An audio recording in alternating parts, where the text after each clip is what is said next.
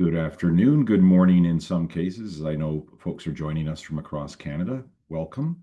And we are going to talk about this growing field of impact analysis and obviously a lot about the program itself when it comes to schedule, content, the faculty, etc. So welcome today. I've got folks joining me in the background. Jason, who's helping out, Christina, who is our program manager within the Center for Entrepreneurship, Innovation, and Social Impact. And I'm delighted to be here with you today. We'll be mindful and respectful of your time. There's lots of opportunity to answer questions at the end, and we're going to try and keep this as tight to 30 minutes. Again, mindful of your time as you join us. We're recording this as well, so I know that there's about 70 that have signed up for today. So a lot of you are joining us or will join us in progress, and those that are listening to the video in post. I'm happy to answer questions. I'll have my email at the end of this, and any questions real time for the folks that are joining us. Wonderful. So let's start today and just acknowledge that Queen's Smith School of Business, our studio facilities in Kingston here, are all situated on traditional Anishinaabe and Haudenosaunee territory, and there's also significant Métis community and First People from nations across Turtle Island present today. We're grateful to be able to live, to learn, to play, obviously to do this webinar on these lands. So welcome to Queen's University. Welcome to the School of Business. And I'm delighted to talk about this program, the Certificate in Professional Impact Analysis. It's new to the business school. And again, got some great professors. We're currently finishing off the first cohort, which has run from January to June, or will run till June. And it's designed to be very obviously accommodating in terms of flexibility, schedule, flow, etc. We'll talk more about that. My name is Glenn Hollis.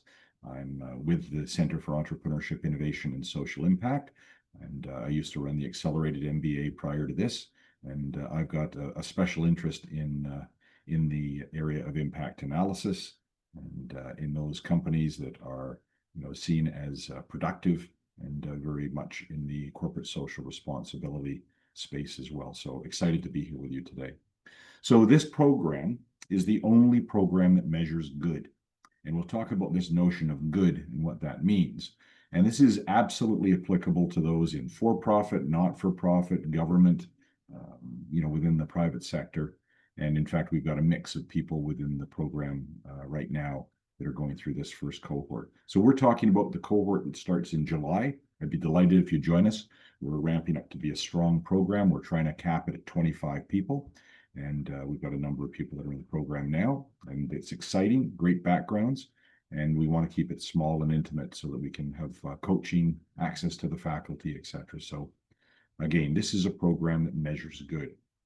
So to give you a sense of the story here, great brands, and that's my background within marketing, have this sense of purpose and this greater sense of purpose, whether it's people, planet, communities, and it has a kind of a flow through effect. These leaders like you really put their money and their mind and their effort where their heart is and where their soul is when you think of this idea of greater social impact and wanting to make a difference.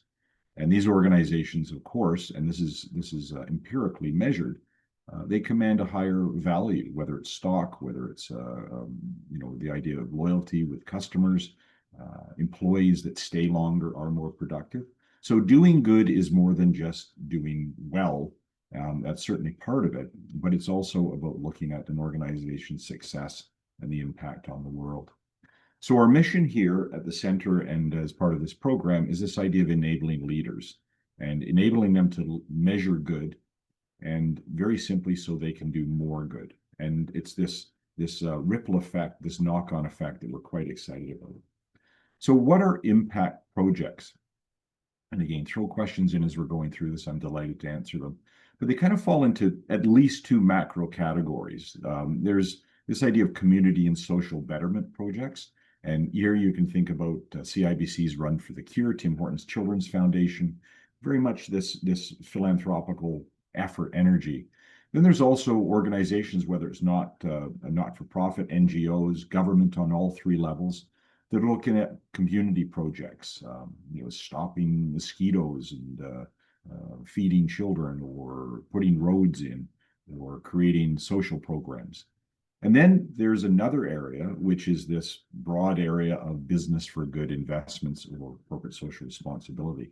And here I'd like you to think about ESG investing, this idea of environmental social governance.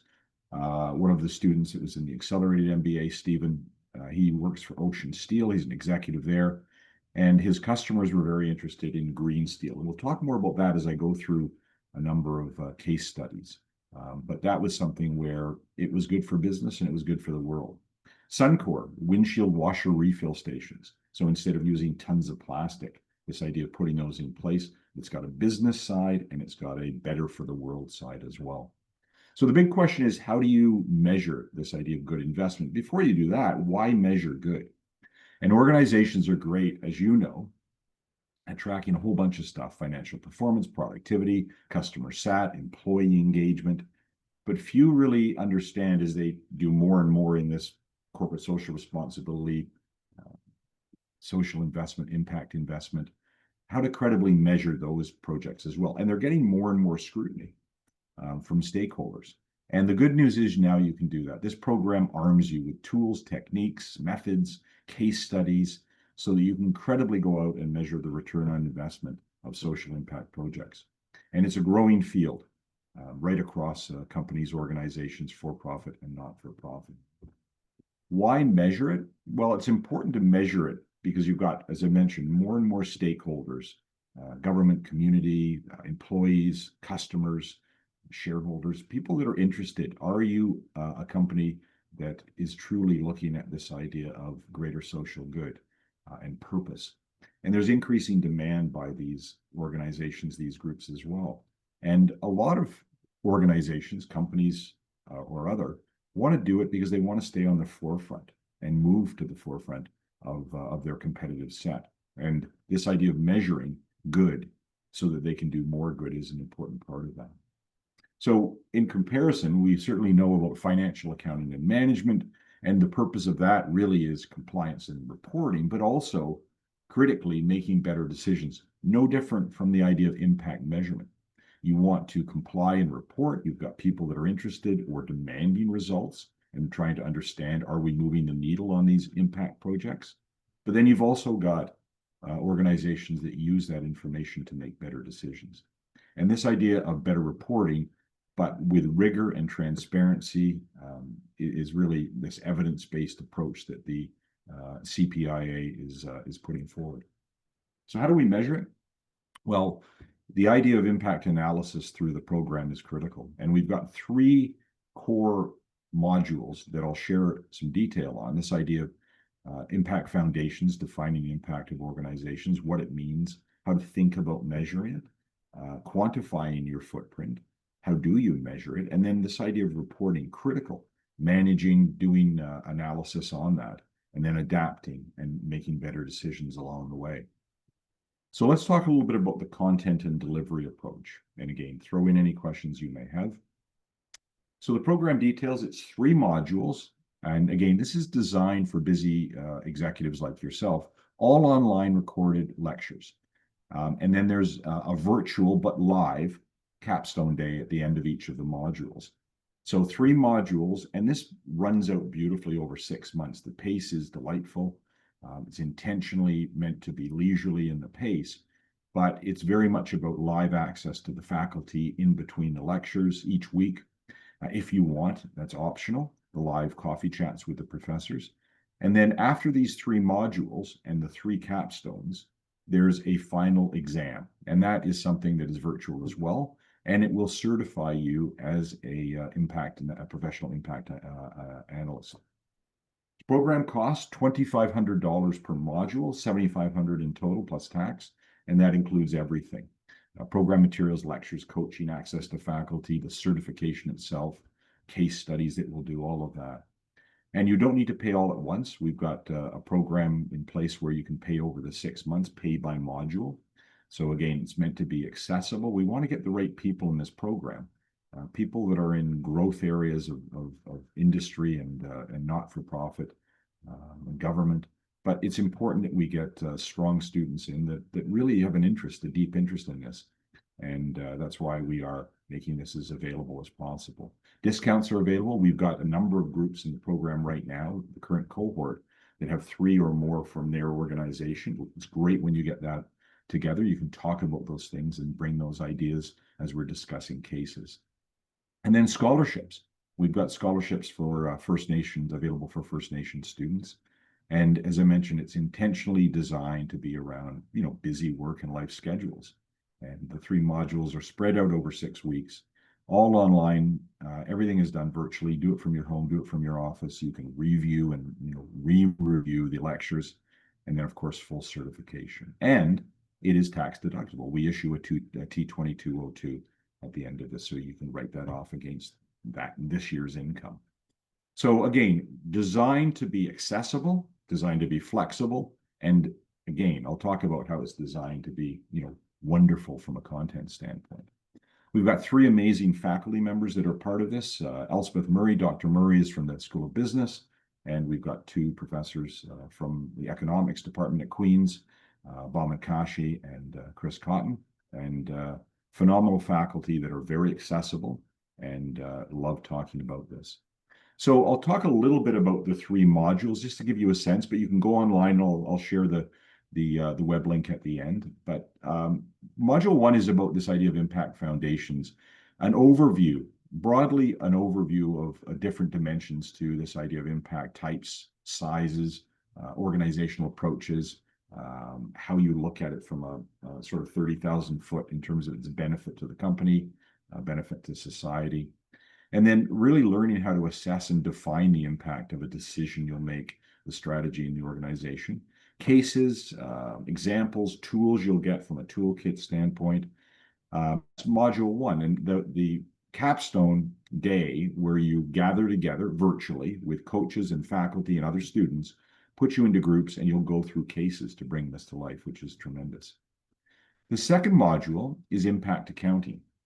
And this really looks at, how do you track, document, look at cost-benefit analysis, the fundamentals of assessing impact. And again, underpinned by cases and examples. And then, of course, we've got toolkits of techniques and methods and approaches to this. And another capstone, which brings it to life with respect to cases. The final module is evaluating and learning. This looks at how you create studies and approaches that will be able to accurately measure and evaluate the impact itself. And then how do you use that to improve the design of the impact project that you're putting forward? And that, once again, is brought to life through cases and examples and toolkits. So that's the kind of 30,000 foot overview of the program with respect to the types and approach. And let me give you a little bit of a sense of the cases that we've started to look at and use within the program. And these are real cases that exist, and it really brings to life the different types of impact that I mentioned, those 2 macro buckets, societal betterment projects, but also a business for better or corporate social responsibility. So let's talk a little bit about that. So Coca-Cola as an example. So they were very interested in looking at switching to social plastic, this idea of recycled plastic. Is it socially justifiable? How do we measure it? Is it financially viable? Is it feasible at scale? Can we roll this out across our bottling plants and partners around the world? So putting the measures to that was an important piece to be able to understand, is this a significant investment, a project that we want to move forward? Is it going to be good for Coca-Cola? Is it going to be good for the world? And it's when you get that 1-2 punch, this shared benefit, as we talk a lot about, that's critical. RBC, reporting social return on investments. I talked about ESG investments and stocks. Are these defensibles from a methodology standpoint? What additional data is needed? When they're selling these portfolios, these investments, and they're talking to those that are interested in investing, individuals or institutions, they need to credibly provide evidence of how it's going to be positively impacting environment, social, and this idea of governance. And those are the kind of things that we think of from a measuring impact. Tourmaline Oil Corp. This is a company out in Alberta, and they were looking at switching to natural gas powered production machinery. And, for them, it's very important. They are an oil-based, resource-based, dragging it out of the ground kind of company. And they were looking at the impact on greenhouse gas emissions if they did switch to natural gas. And then what is the net financial and economic impact? And you can imagine they really needed credible data on this because they're an oil corp that's looking to convert much of what they do from a procurement standpoint to natural gas. So having credible evidence-based data and making decisions on that empirical data is something that was critical to Tourmaline. World Health Organization, and again, here's where we get into societal betterments. So advocating for investments in food safety infrastructure. So how do you measure it? What does it cost? Is it providing value from a health and trade? Can you scale it? Can you roll it out to various cultures and organizations and cities and places around the world? Is this something that is going to provide net benefit? Because again, you can imagine the World Health Organization, International Finance Corp. These people are working with money that is given to them, and they need to provide credible evidence of why they are doing a particular investment, why this one over that one, why is that going to have a greater social impact. Tim Hortons Children's Foundation, company I worked for back in the day, and really the Children's Foundation, great entity that we were, helping economically disadvantaged children go to camp every summer across Canada and the U.S. And it was really, trying to measure the impact of that. And sure, you can have I'll call it the basics or the proxy for success, things like how many kids did we send to camp? How much coffee money did we raise on camp day to be able to send kids to camp? Are we sending more year over year? Are we building other camps? So the question became, do we invest more in another children's camp? Do we draw more from franchisees, rent royalty, and advertising? Do we ask customers for money to build another camp? Or do we look at another project, Timbits Hockey, Smile Cookie, something like that? How do we make the decision between doing more of this, more good, because clearly it is doing good, but how do you measure that? So you can start to look at things where you create linkage between kids that went to camp and those kids that finished school, those kids that went on to post-secondary, those kids that went on to give back, who became camp counselors themselves. So all of these things are valuable beyond just the proxy of did we send more kids to camp? And you can put that in your context when you think about things you do in your organization. There's a business side as well that Tim's was looking for. Do we sell fair trade coffee like others do, Starbucks and McDonald's and others, or do we create our own coffee partnership program? They chose the latter because they found that there was more benefit through measure to be able to put effort and energy and investment into creating coffee partnership programs for small hectare farmers in Brazil and other coffee growing countries. And the purpose of that was to help them become better farmers, help them provide, create a higher yield of coffee, and not forcing them like fair trade does to sell back to a particular organization. This was about what can they do to grow better coffee? How can they sell at the highest price that's beneficial to them? How is the knock-on effect of that then helps their community, their kids, etc. And then ultimately, selfishly, maybe, Tim's was able to get better coffee because they were helping them to become better coffee farmers. And the same is true when you think of other business operations, fair hiring practices. How do you measure those? And certainly, diversity, equity, inclusivity is a bit of a hot button now with our friend down south, our friends. Sustainable distribution, looking at the conversion of a massive fleet of trucks that cross and crisscross North America. Ocean Steel, I talked about Stephen, who was in the Accelerated MBA, and he's an executive there. And his customers were asking for green steel. We love the steel that Ocean Steel provides, but is there an opportunity to, when we build our buildings, to put green steel? And what they meant is production of steel that had a lower greenhouse emission, a lower carbon footprint. And this idea of, good for business, that's one measure, but also good for the world. Measuring both, and that's critical. And that's something that this program talks a lot about, is this idea of businesses that are, I wasn't getting forced, but it's becoming more and more lucrative and interesting for them to look at projects and investments and products and services that have a greater social good because their customers are asking for it. So nearing the end, again, think of any questions you may have. Who should attend the program? You, leaders of tomorrow. Certainly, this is a growing area of business, this chief impact officer or those individuals that help measure, whether it's with the CFO or other parts of an organization, communications, corporate communications, marketing, you name it, spans the business world and the not-for-profit world, of course, and government on all three levels. But leaders that can credibly measure impact and be able to provide and tell a story. And that's an important part of it, is getting the results, but also telling the results, communicating them. So this is a growing area of the world, whether it's for-profit or not-for-profit. We'd love to have you in the program.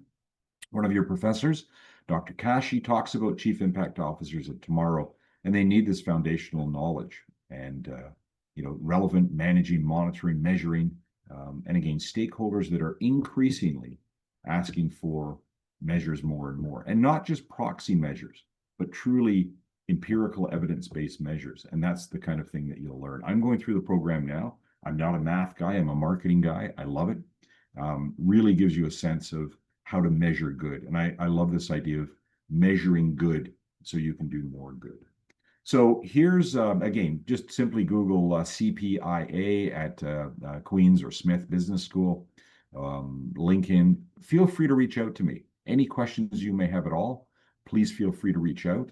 Happy to answer those. Happy to have a one-on-one conversation, take you through more of it, talk about the students that are in the program now, talk about how this will benefit your career, depending on what your path has been, your educational background. But it's certainly a massive growing area of for-profit and not-for-profit. And we're excited about melding the two together and taking all the cases and the learning, et cetera, as part of that.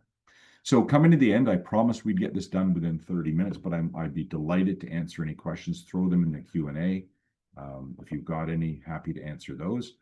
We had one from before in terms of the schedule. I can talk a little bit about that. If I can move to that. This is a question we had in earlier from, I think it was Rebecca. So the schedule starts in July. So again, we are looking at probably a class size of 25. It may end up being 30. We've had a lot of interest. But again, very tight, very small, very intimate, very flexible, and designed around schedules. But it starts mid-July, and a lecture a week, recorded. You access it, you rewind or review it if you want. There's a quiz based on that, very simple quiz based on the content. There's an assignment, which is again based on the content itself. And then you've got 4 of those lectures over that period of 4 weeks. And then you've got a couple of weeks in between. Then we do the live capstone day. And that capstone day runs all day. Set your calendar, but it's virtual. Put you into groups, teams, have coaches that we assign to each of the teams. The faculty is there and accessible. We go through cases, and it's a really chewy day of an interesting day of going through and applying the content and bringing it to life through the cases. So that's module 1, the Impact Foundations. Module 2 is Impact Accounting, and this takes place through September. So you can see the pace of this. Starts in July. We do the first module. We do the second one through September. We even get into October before we get to the capstone day on that. And then finally, through October and pretty much November, tail end of that, is looking at the final module, this idea of evaluating learning, and again, bringing it to life with cases and examples, toolkits. And then there's a certification exam into early December. So again, we'd love you to be a part of it. And I'd be delighted to talk to anybody one-on-one. I know there's a number of you that are listening to this after the fact. We'll send it out to everybody. But I want to say thank you to those that have joined us today. Thank you for those that have signed up for this. And I'm, as I say, happy to talk to anybody about this program and even connect you with other students and the faculty for sure. Oh, I think we've got one chat question. One question in the Q&A. Thank you, Jason. Bear with me for 1 second. Again, if you think of any others as you're going through this. Jade, I'm a B2B, and I'm wondering if there's a way I could leverage the certification in terms of helping the other companies I work with. I'm high on EI, an emotional intelligence facilitator. I think this would be amazing. I'd love to talk to you about the program. But for sure, when you think of B2B, a lot of who we work with are consultants. So consultants that have been in the program in the past or are in now in a couple of cases, and they're working with companies. And part of what they do is this idea of measuring impact, or working with them in terms of their corporate social responsibility, or in some cases working with them in terms of employee engagement. And those are the areas that this would be massively important for when you think of the certification and what you get out of this, to be able to work with companies and also network with the people that are in the program and the faculty, because it's a wonderful opportunity. But yeah, Jade, B2B and as an emotional intelligence facilitator, this idea of purpose, this idea of a greater social good, this idea of doing good so you can do more good, massively growing area, because people are shopping with their dollars and their heart, and they're looking at companies that are both successful and they want the product from, but they're putting more and more scrutiny. I mean, think of Loblaws and Joe Fresh and the idea of third world, production. Those days are long gone. Long gone. Question: what does the program cost per month?